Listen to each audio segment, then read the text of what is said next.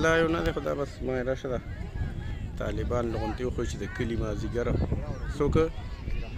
نذیر احمد صاحب که نه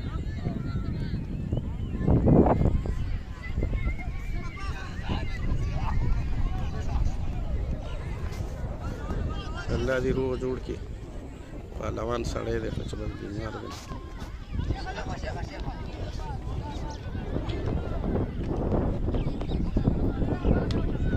زنګ ډېر ښکلی کلی دی الحمدلله ګوره دا د طالبان به چېرته ځای دا جنان